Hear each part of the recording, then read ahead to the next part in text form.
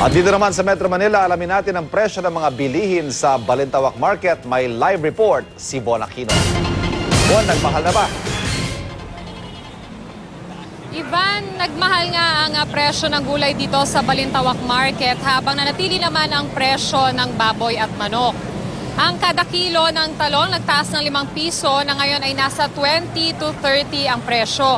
Ang kangkong dumoble ang presyo sa 10 piso kada tali. Ang okra naman na dating 25 pesos kada kilo, ngayon 45 pesos na. Nanatili naman ang presyo ng kada tali ng pechay sa halagang 5 piso. Yun nga lang ayon sa tinderang aming nakausap, mas maliliit ang tinda nila ngayon kumpara dati. Nanatili naman ang presyo ng baboy sa 165 to 175 pesos per kilo, habang ang manok naman 130 pesos ang kada kilo. Sa maisda naman, nagmahal ng 10 piso ang galunggong na ngayon ay nasa 90 to 110 pesos na ang kada kilo.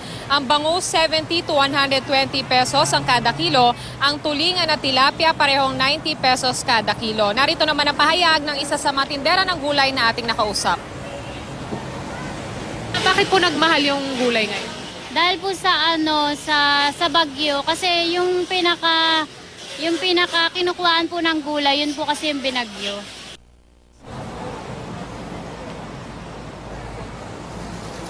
Iba, nagmahal man daw yung presyo ng ilang gulay dito sa Balintawak Market. Ayon doon sa ating mga nakausap, ay hindi naman daw masyadong apektado yung kanilang kita dahil marami pa naman daw bumibili sa kanila. Ivan?